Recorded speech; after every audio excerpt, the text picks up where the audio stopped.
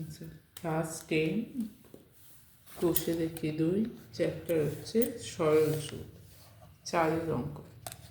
উৎপলবাবু তার জমি চাষের জন্য সমবায় ব্যাংক থেকে বার্ষিক 6% সরল সুদের হারে 3200 টাকা 2 বছরের জন্য ধার নিলেন। 2 বছর পরে সুদে আসলে তাকে কত টাকা শোধ করতে হবে? তাহলে এখানে কি বার করতে হবে? 3200 টাকা 6% সুদের হারে 2 বছরের সুদ বার করতে হবে। তারপর সেটার সঙ্গে আসলটা যোগ করতে হবে।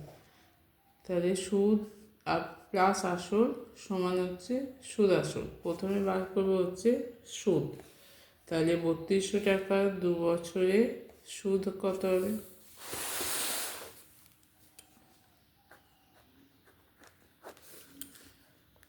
3200 টাকা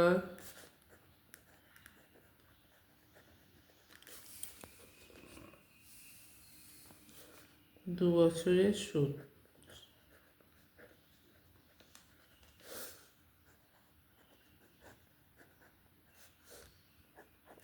সমান 6% হারে। তাহলে P/100, P হচ্ছে 3200, R হচ্ছে 6/100, T হচ্ছে 2। তাহলে এত টাকা। শূন্য দুটো কেটে গেল।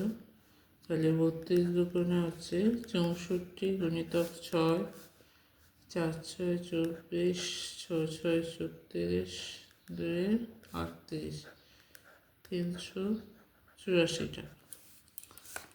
তাহলে অতএব 2 বছর পরে সুদে আসলে শোধ করতে হবে কত?